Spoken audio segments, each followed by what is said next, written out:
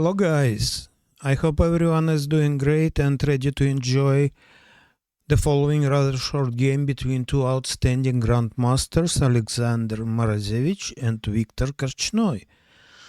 It was 2004 Team Olympiad in Spain. Morosevich represented Russia's team and Korchnoi represented Switzerland. Let's go for it. E4, E5, knight F3, knight C6, bishop B5, A6, bishop A4, knight F6, D3 plays Morosevich.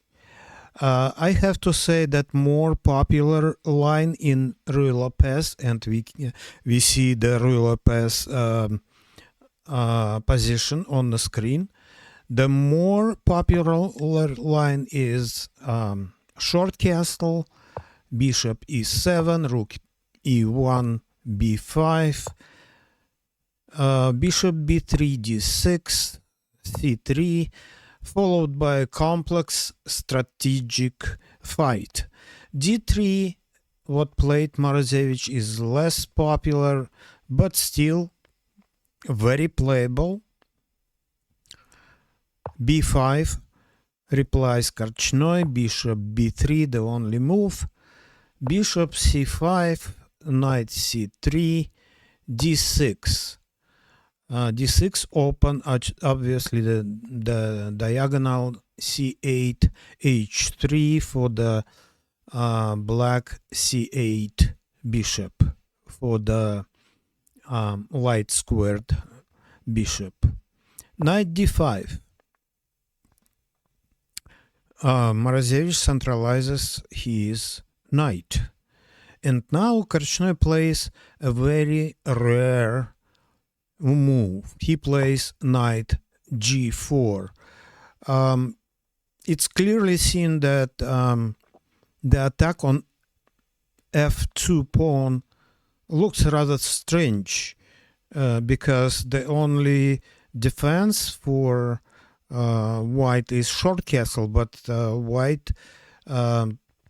white was gonna short castle anyways. So maybe Korchnoi had a deeper idea other than simple attack on white's F2 pawn. Who knows? Instead of knight G4, in most cases, black in this position before knight G4 plays, instead of knight G4 actually, plays H6. But let's get back to the game. Knight G4.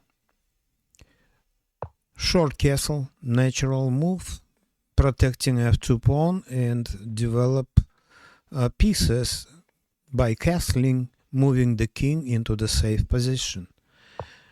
Knight A5 attacking the so-called Ruy Lopez or Spanish bishop B3, which is typical attack by black. And here Morosevich plays bishop G5. This move was never played before this game. It was novelty by Morosevich in 2004. F6 replies Korchnoi. Normal move, normal defense, because the alternative defense was queen D7. Everybody sees that bishop G5 move attacks the dark queen on D8. So therefore bishop queen D7, for example, and then D4 comes, knight takes B3, A takes B3, E takes D4, B4, bishop A7, knight takes D4, and white gets, I think, clear advantage here. So it's not the better defense after bishop G5. So the Korchnoi played probably the best the best defense. Bishop g2, attacking the knight on a5. Korchnoi takes bishop on b3, which is probably not forced move. The better alternative was probably c6 right here, and then if bishop takes a5, then queen takes a5, and despite white has some advantage here, black still holds the position. But Korchnoi played knight takes b3, a takes b3. Now the position looks like if black now needs only to just kick the annoying knight on d5 and kick it out of his central position. Therefore, Korchnoi plays naturally looking move c7, c6, attacking the knight on d5.